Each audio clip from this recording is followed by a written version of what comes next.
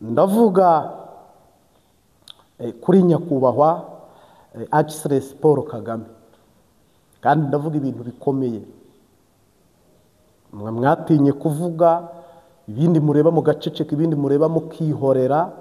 Ndagaruka mvuge ku muntu witwa nyine cyubahiro Sebarundi,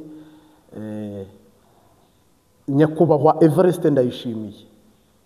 Ndagaruka mvuge nawe kandi rwose nta kujya iminwa, nta guca ku ruhande. Bibiliya ivuga ngo icyo umwuka wera gutege kugikore. Ubwo nanjye n'uwo mujyo ngiye kujyamo, hano tugiye gusya twanzitse. Ndagaruka kundi muntu ndi buvugeho, Donald Trump uyoboye Leta Zunze Ubumwe za Amerika.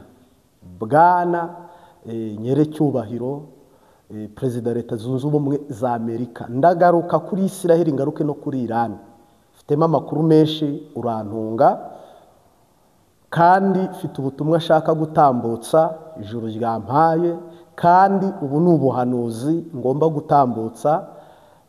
Koko Bibiliya ivuga nta kizaba ntabivuze, twari twarabivuze bimwe byasohoye, ibindi turi kubivuga mu gihe gutegereza bisohore.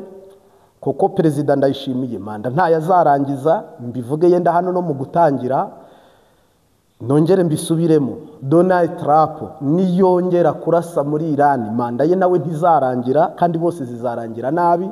Ubwo ndabivuze homboka. Muri iki kiganiro abantu benshi bamaze iminsi bavuga ibintu bitandukanye ku Rwanda, kuri nyakubahwa Perezida wa Repubulika Paul Kagame. Nabyo ndabigarukaho, mbabwire ukuri ngewe mbashije kumenya n'Imana yampaye. Ntabwo ari ukuri igihugu cyantumye, si n'ukuri umuntu wari wese yantumye, ni ukuri kubabibajije, kubisirikira ibintu nk'ibyo. Nta nubwo ndi umuvugizi wa guverinoma y'u Rwanda, ariko reka tuvuge ukuri, kandi ukuri guca mu ziko ngo ntigushye. Yego, reka dusenga n'Imana itangirane natwe, isozanye natwe. Turagushimiye Mwami Yesu, turagushimiye Mwana w'intama w'Imana Yesu Kristo wabambwe ku bwacu, kamena amaraso ku bwacu. Mu izina rya Yesu Kristo utangirane natwe. Mwene data dutangiranye aya materaniro, umuhe umugisha mu izina rya Yesu Kristo, kandi duhabwe umugisha nawe, duhabwe ijambo nawe kubw'ubuntu bwawe Mwami Yesu. Izina ryawe nirihabwe icyubahiro Mwami. Nje imbere yawe rero mu izina rya Yesu Kristo, uhagarare natwe, ukomerane natwe mu izina ry'Umwami wacu Yesu Kristo. Mwigisha n'umwigishwa twuzurizwa imbere yawe iteka ryose. Amen. Nguhaye ikaze ku Mbabazi TV gatatu, tugushimira gukanda subscribe. Giye ni habi ya mbere Marite, Imana iguha umugisha. Turavuga ibintu bikomeye biteye ubwoba. Mpereye kuri Perezida Evariste Ndayishimiye. Ntabwo manda uyirangiza, mbisubiyemo. Wasanga imbonera kure zitabyumvise, nabo muri kumwe n'abandi bose bandika hano. Ntabwo manda Evariste Ndayishimiye aza kuyirangiza. Imyaka 5 arayirangije, ariko iminsi usigaranye ntayo. Ni umuhanuzi watoranyijwe n'imikwa n'Uwiteka.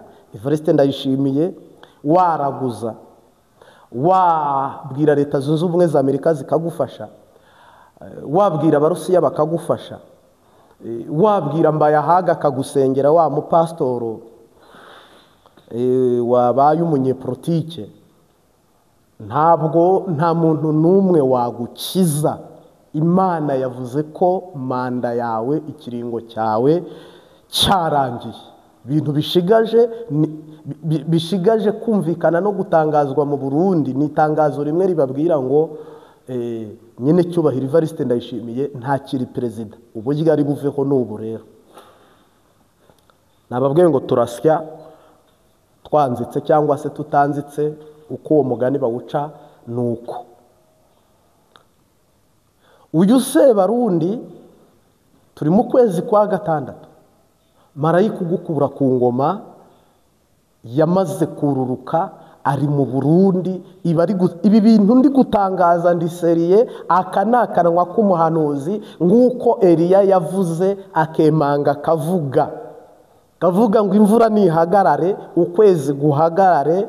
Uyu munsi wa none ndabitangaje, ntabwo manda iki kiringo ntabwo kiri burangire. Evariste Ndayishimiye ntabwo kiri perezida w'Abarundi.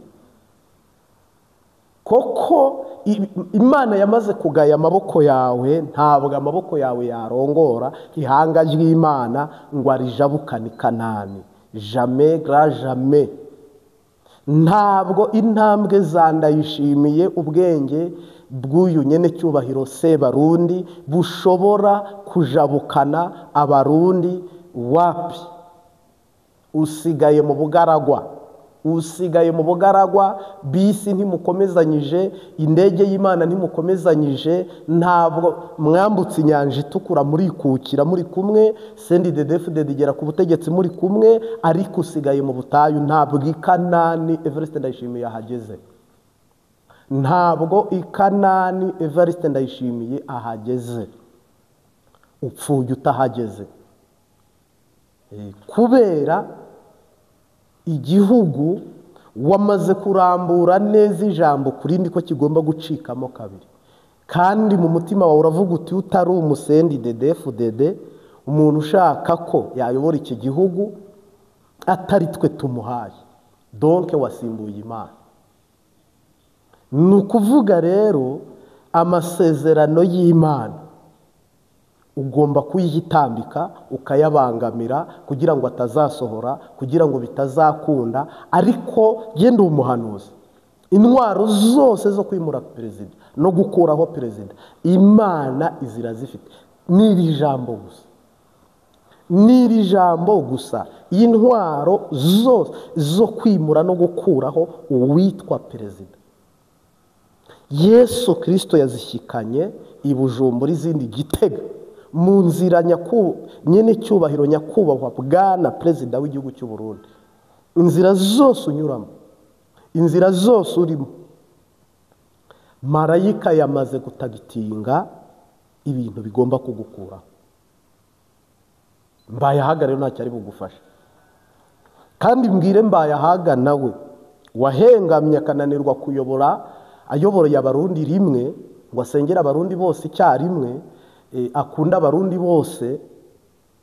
Mbayahaga ufite ikibazo gikomeye cyane, no gukenyuka buriya wakenyuka uri umukozi w'Imana uhengama, ugahengama mu nyungu. Koko Mbayahaga yenda nubwo we ntari bumugarukeho, ariko yahawe amafaranga na guverinoma menshi. Mbayahaga mu mwitegure mu itangazamakuru no gushinga ibinyamakuru, agomba kuba minisitiri w'ububanyi n'amahanga. Ariko uwitwa Yesaya Imana ikimara kumuhamagara, wakoze umurimo nk'uyu Mbayahaga ari gukora, we yaravuze ngo nkoze ikara ryaka ku munwa, nari isanzwe mvugira leta, none ngiye kuvugira Imana, ndi umunyaminwa yanduye. Ibyo bintu ntibisa. Mana fasha ngaruke mu murongo, none ko mbone kuvuga ibyawe. Mbayahaga rero uvuga iby'Imana akavuga n'ibya politike. Ibyo bintu mpamya ko waguhaye amafaranga ukayakira, n'uwagutoranyije kuba umuprotisiye akagukura mu bupastoro, ngira ngo yaragushutse cyane kandi yaraguhenze. Ntabwo ari byo, si byo vraiment. Nigarukira uwitwa Donald Trump, ndagaruka ndajya mbakurikiranye. Uwitwa Donald Trump narabivuze ubushije, ndababwira ngo azatsinda amatora mu kwezi kwa munani. Yarari kwitegura kwiyamamaza hamwe n'uwitwa Joe Biden, perezida wacyuye igihe. Ndababwira ngo Trump azatsinda amatora. Imana yambwiye ngo Donald Trump wa Leta Zunze Ubumwe za Amerika, urarasa muri Irani rimwe gusa. Uyu munsi waharasha, kugira ngo isi yose yabimenye, abantu bakoresha imbuga ngurukanabumenyi. Uyu munsi waharashe, ariko ushigaje kuhakoresha rimwe gusa ikintu cyitwa urusasu rukahavugira,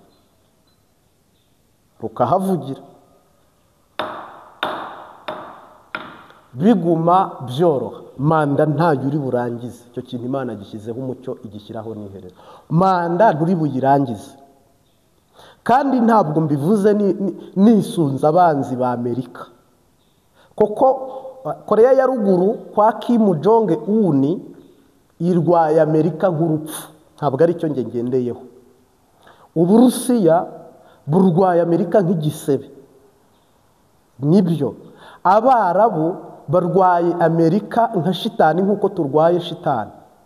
Afurika irwaye Amerika n'Uburayi nk'uko umuntu arwaye ubukene, inda n'imbaragasa n'ibiheri n'ibindi bintu. Urwo ni urwango rugaragara imbere y'Imana, ni urwango ruboneka mu mitima y'abantu. Urwankwa cyangwa banka Leta Zunze Ubumwe za Amerika, tureke Perezida Donald Trump. Leta Zunze Ubumwe za Amerika n'ibindi bihugu bitandukanye, mbese ihora ibibabaza. Leta Zunze Ubumwe za Amerika rero, Imana giye yarambwiye ngo umwaka murawukura ku gihugu cya Iran. Buriya mugiye kurasa Iran, kandi koko nta karima kanyu. Mwaragiye mwica Osama Ben Laden, murongera mwica Saddam Hussein, murongeye mwishe Gaddafi, uho mwamaze kwica n'abandi ba generali batandukanye bo muri Iran. Nta karima kanyu muri Aziya y'Abarabu, mugenda mukica uwo mushaka, mugakiza uwo mushaka, mwitwaje Isiraheli.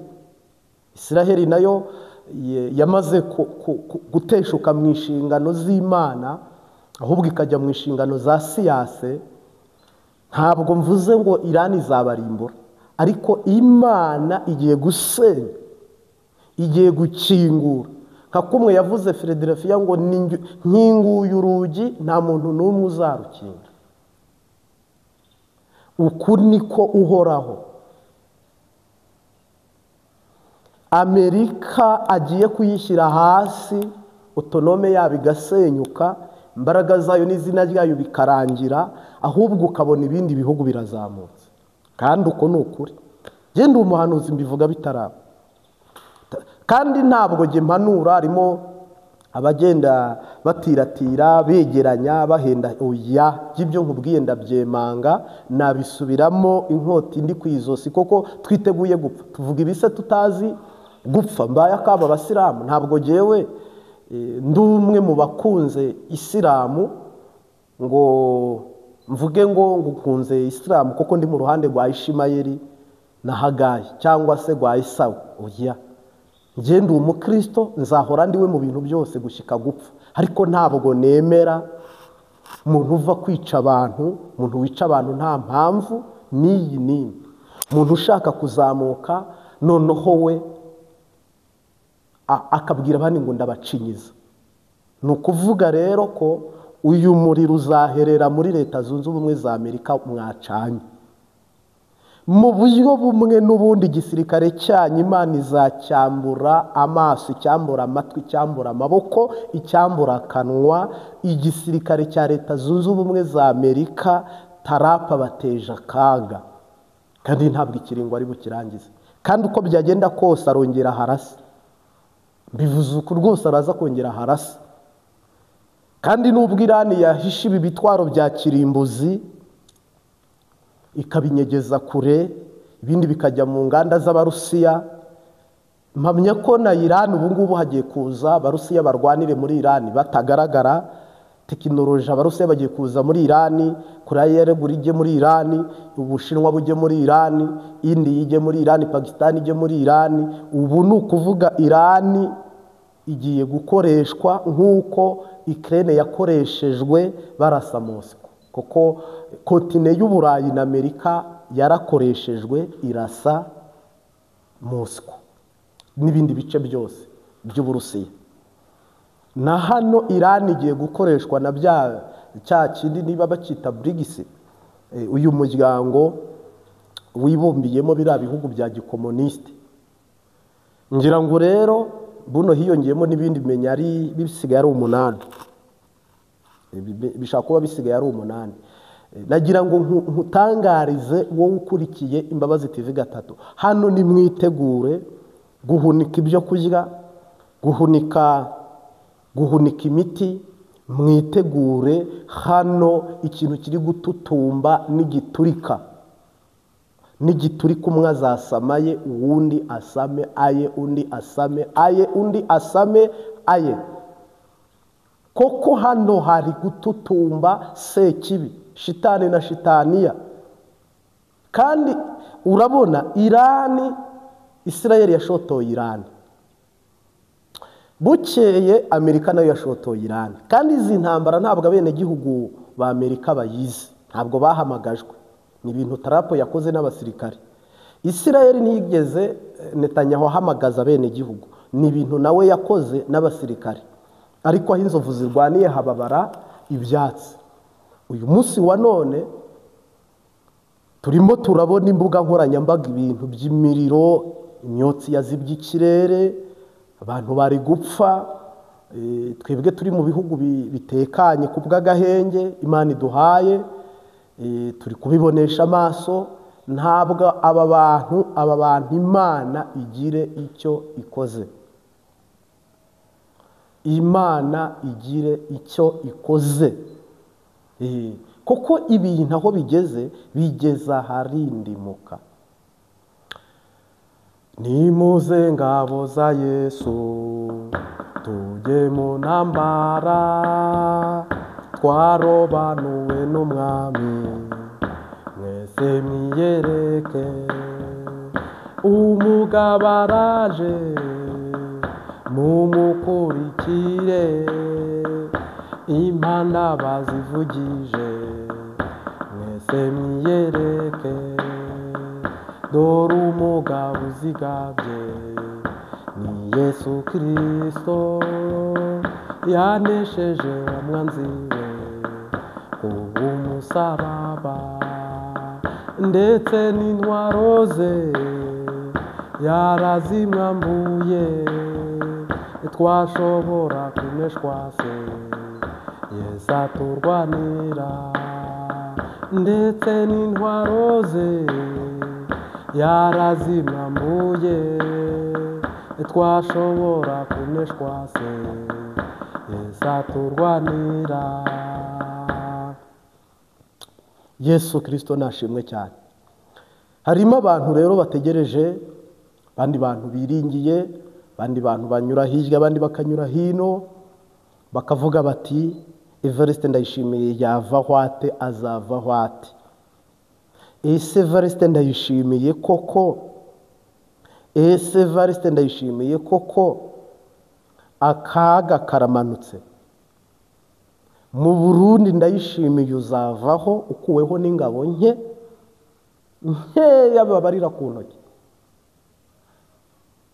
Imana ubuntu bwayo n'isaza ari isaza, Imana yikoreshamo umusirikare wo kugukura ku butegetsi. N'umubu ari umubu, Imana yawucuramo intwaro yo kugukura ku butegetsi. Kandi nibyo. Rero hari abantu bigeze baririmba ngo temba temba harageze. Ngira ngo baririmbye igihe kitaragera, ariko gese iyo ndirimbye, ahubwo nuko ahageze n'ubu. Kuno kwezi turimo kwa gatandatu turi gutangaza ibikomeye. Ingoma ya nyene cyubahiro Evariste Ndayishimiye yakuweho mu zindi. Ndayishimiye Tarapo mwese, ariko ubanza ni Ndayishimiye. Mwese mwavuyeho, mwese mwavuyeho, kandi ubakuyeho n'umwe ni nawe wabashyizeho, ni Imana. Rega Imana niyo yimika abami ikanimura abandi. Imana ni igishobora byose, ni isumba byose. Nuko nigarukire, ngaruke ku nkuru abantu bari kuvuga kuri nyakubahwa Perezida wa Repubulika y'u Rwanda, Nyerecyubahiro Paul Kagame. Hari ibintu mwe mubaza, hari n'ibindi muvuga. Uyu mubyeyi, nje sindi Minisitiri w'Ububanyi n'Amahanga w'u Rwanda, yego pe abantu basangira amakuru, abantu bakarushanya amakuru, ariko ngira ngo yenda nko kuba tuba ku mbuga nkoranyambaga habamo nyine abantu baca imboga isa, abandi bakabaza mu makomenti, abandi bakabikritika, ndetse natwe icyo tubivugaho ni igiki. Bamwe bavuga ngo yitabye Imana, abandi ngo ararwaye. Uyu musaza cyangwa se uyu mupapa, uyu mubyeyi w'u Rwanda, nge nemera nka pawe, ngewe shyigikiye, yakoze ibintu by'indashyikirwa n'uba akibikora. U Rwanda, amatwi y'Abanyarwanda, amaso y'Abanyarwanda, igihugu cy'u Rwanda, Imana yamukoresheje ibitangaza twemera, twemanga, dushima, dukunda. Uyu munsi wa none rero harimo abantu bari opozisiyo igizwemo n'abakongomani, ababirigi, n'abandi bantu b'abarundi batari bose, ndetse n'abandi bantu batandukanye. Yenda sije ntari bunagarukeho n'ibindi binyamakuru nagiye mbona, n'ibindi nabonye, ndetse n'ibindi navutse biriho.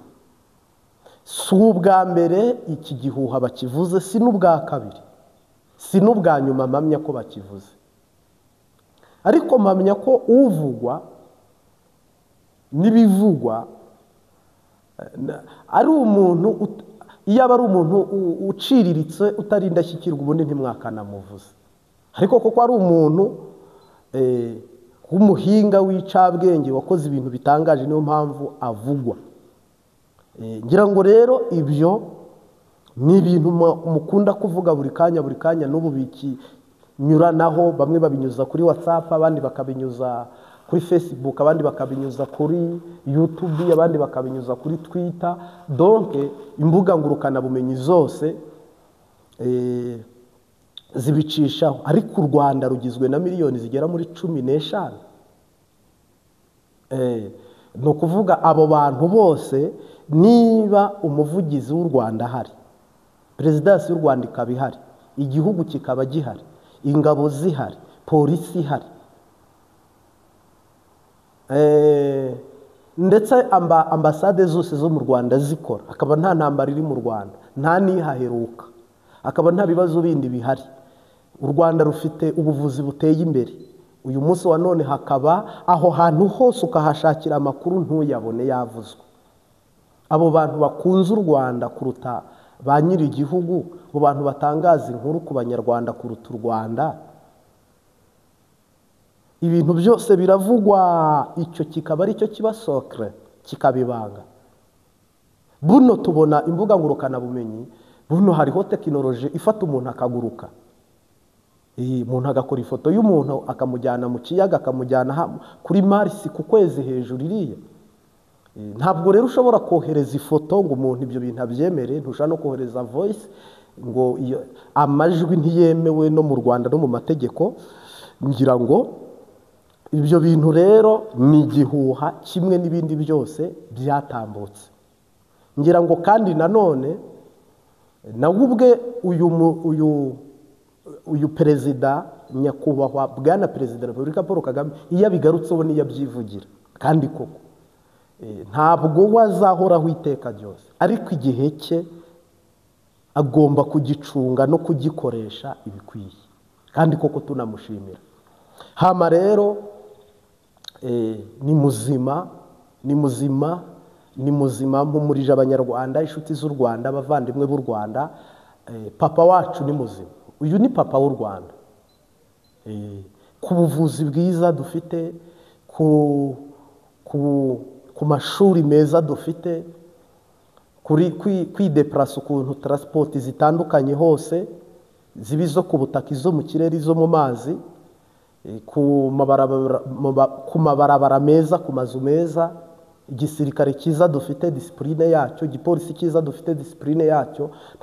Nta mupolisi w'umunyarwanda utega igare cyangwa ngo yambare bodaboda, nta n'umusoda w'u Rwanda turabona utunzwe n'impungure n'ibiharage gusa, oya, nta nubwo ndabona. Ngewe ibyo nabonesheje amaso ni na gake gashoboka kubona inzego z'umutekano zacu uzibona mu tubari, ahantu ahariho hose, oya. abantu biyubashye, ntabwo haburamo umwe mu muryango, ariko ni gake gashoboka, namwe hirya no hino. Ni nayo mpamvu n'ubu ibyo byose biri kuvugwa mu Rwanda, akazi kabandanyije gakomeje nk'uko bisanzwe, nta cyahindutse, kandi koko nta n'ikigomba guhinduka. Ubwo rero aho tuvuye n'aho tugeze, aho turi kuva turahazi, aho turi kujya turahazi, kandi nk'uko nyiricyubahiro Perezida Paul Kagame yabivuze, utazi yava ntamenya n'iyajya. Of course ngira ngo rero nibwo busobanuro n'igisubizo jye natanga. Harimo ababonye amafoto, harimo abumvise amaudiyo, harimo ababonye amavideo. Perezida w'u Rwanda ni muzima, natwe turi bazima. Ntabwo rero jya ari ayo makuru mpawe n'Imana, sinayo nahawe na leta, ahubwo ni njyewe ubwanjye nkushubije ku bintu nabajijwe n'umuntu urenze umwe, kandi bishubije muri ubu butumwa dutambukijemo amasegonda makeya. Ntabwo ari amakuru rero jye nahawe n'Imana ngo Imana yambwiye ngo perezida araha cyari gukora ibi, cyangwa igihugu kiri gukora ibi, cyangwa igihugu cyahishe ibi cyavuze ibi. Oya, ibindi byose musura imbuga, ibindi byose mureba ababishinzwe, muri abanyamakuru mubaze, uhamagara ubaze, wumva icyo u Rwanda ruvuga. Za BBC zirahari, Ijwi rya Amerika rirahari, n'ibindi binyamakuru bikomeye cyane ko imbuga nkoranyambaga mu Rwanda ziteye imbere. Barakoresha YouTube cyane abanyarwanda rwose. Yego rero turi mu masengesho y'amezi 3, nanone mbonereho gutangaza ibi. Twatangiye itariki ya mbere y'ukwa gatandatu, tuzasoza itariki ya nyuma y'ukwa 8. Harimo abantu barwaye bazakira indwara, harimo abantu badafite akazi bagomba kubona akazi, harimo abafite amadeni bazishyurirwa cyangwa se bikaba bifasha umurongo wo kwishyurirwa, harimo abantu batatanye n'ababo bazabona babo, harimo abantu Imana izahaviza. Ibi ni ibintu marayika agiye kuzakoramo hano. Ibyo nshoboye kuvuga ndabivuga, ibindi ntavuga. Umwami Yesu agusure mu nzozi, agusure mu ijwi no mu ijambo, hama mu biyage cyangwa se mu biganire. Ibyo muzakorana. Harimo abantu bazabona ibyo kurya, harimo abantu bazishyurirwa amazu, harimo abantu bazabona inzu, harimo abazabona abana, harimo abazabona abagore, harimo abazabona ingendo, amaviza, ingendo zo kujya hanze zikuguruka. Doke harimo ibintu byinshi. Rero turi kuwa Mungu, kandi mbifurije isabato nziza y'umugisha kuri kalendariye y'Abaromani. Uhoraho Umwami Imana abahe umugisha, cyangwa se weekend nziza itarimo amarira kandi itarimo n'agahinda. Izina rya Data rihabwe icyubahiro. Aho uherereye hose rero ndakugumbiriye, ndakuramukije mu izina rya Yesu Kristo, nkwifuriza umugisha w'Imana Data n'Umwami Yesu n'Umwuka Wera. Yego rero itangazo dutangaje, Bibiliya iravuga ngo nuhagaze yirinda atagwa. Twese turi abakandida. Ntawe ukwiye kwirata iby'ejo kuko atazi uwo munsi icyo uzacyana. Ariko uyu munsi icyo kwirata dufite ni Kristo, n'uwo kwirata dufite ni uwanesheje, Yesu Kristo w'i Nazareti. Ubu rero turamushimira amanywa na nijoro. Uhoraho abamere umugisha. Ndagushimiye Mwami Yesu, ndagushimiye Mwana w'Intama w'Imana abanye natwe muri ubu butumwa bwiza, muri ubu buhanuzi, ubuherekesha umwuka n'umuriro, kandi mu izina rya Yesu Kristo turagushimiye. Busenya ibyo bugomba gusenya, bwubaka ibyo bugomba kubaka. Urakoze rero ko ari wowe mugaba mukuru w'ingabo zo mu isi n'izo mu ijuru n'izikuzimu. Ugomeze uganze utegeke muri byose none n'iteka ryose.